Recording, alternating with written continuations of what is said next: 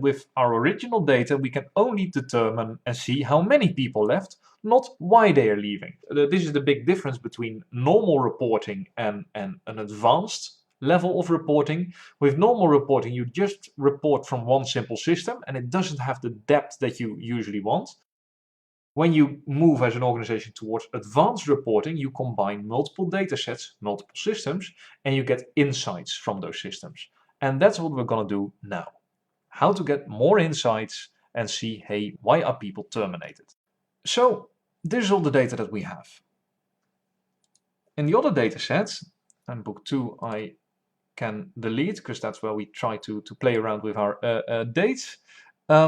In our older data set, we have employee ID, the termination reason, the termination type, and the status year. Now for our research, we want to know the termination reason. The termination type isn't really that interesting because it's either voluntary or involuntary, and that matches perfectly with the difference between layoffs and retirement or resignations. Only layoffs are involuntary. And from the top of my head, there's no resignations that are involuntary. No, we only have voluntary, involuntary disappeared, so we only have voluntary resignations. So in this case, there's no extra value for this column, so let's just delete it. Or we can even simpler hide it in Excel, and then it's hidden. And to make it appear, you can click unhide, which is something we won't do. We need to match this data set with this data set. And the big question is, how are we going to do this?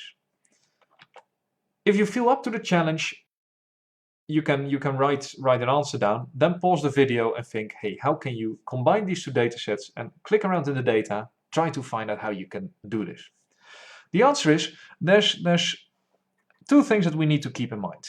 In the original data set, we have the employee ID and we have the status, which is a year, and a single employee ID can have multiple statuses. So we can't link on just the employee ID because there's, in this case, 10 employee IDs. We also can't link just on status because there's hundreds, if not thousands of people with records in 2006, 2007, etc. So only in 2006 we already have almost 5,000 records. So how are we going to do this? The unique combination that we can create is the combination between status and employee ID. So we say, hey, status underscore ID. And to create this unique identifier, we use a function that we used before. What we do is we say, hey, we take the status, and then we underscore, and the second value is the employee ID. This creates a number for us, the year with the employee ID. And as you can find out by just selecting this value is unique. Go to the conditional formatting, click duplicate values. You'll see in the preview, you see that there's no unique values, so everything is good. Now, what we need to do, and this is an important step, is to make sure that we deactivate active formulas. Why? Our table is almost 50,000 rows. So having an active formula means that every time I make a change, it will recalculate the status ID, which will really slow down the speed of my worksheet. So what I do is I copy this data, I then paste it with Ctrl+C or Command+C and Ctrl+V. And when I paste it, I say just keep the values. And immediately I can notice that the speed of my computer is much faster. So this is a unique ID, which is not a formula anymore. So the speed of my PC is immediately faster. So because it doesn't need to calculate it again and again. And we can do the same for status actually. Just say paste just as values. And then we remove all the formulas from the file, which makes working in this file way easier. Anyway, the status ID we need to link with our other data set, which is also has a status year and an employee ID. Now, in order to make this exact same document, we first need status, year, and then ID. So that is what we will do. We say status and then ID. And we basically take the exact same formula. we take the status year, a dash, a load dash, and the employee ID. I click OK, and it automatically fills it. Now, just for easiness, I will copy this entire datasheet and then paste it in this workbook. And that makes it easier for me to work with it. And while I paste it, I'll also paste it as values so that this formula goes into an actual value, and I'll make it a table once again. So what I've done now is I've added a unique identifier and I've copied all the information to a new sheet in this dataset, which I'll rename to the termination reason. So what I now want to do is to get the data from this datasheet and have it combined, or rather take the data from the smaller datasheet and combine it to the larger datasheet. The big question is, how will we do this? And we will do this by matching the status ID. So the status ID, I cut this row and I insert it as row A, because that makes things easier. This is our status ID.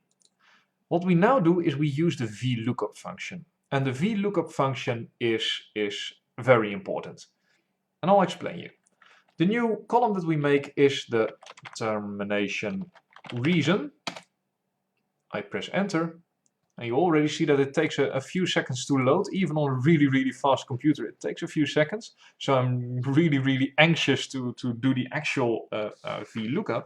Because what it will do, the VLOOKUP will take a value in this table and then try to match it with all the values in this table. And if it does match, I'll ask it to insert the termination description, which is basically the termination reason.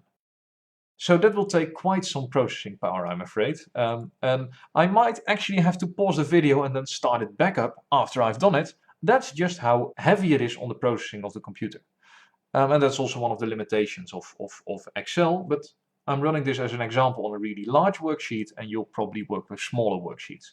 So I take the VLOOKUP function, and first of all it asks for the lookup value. The lookup value is the value you want to look up. So I basically want to look up the status or the termination reason for person 1318 in 2006. So the CEO in 2006. For the table array, I need to choose the array of the table that I'm actually working with. So I then click Ctrl Shift and arrow down, so it selects the entire table.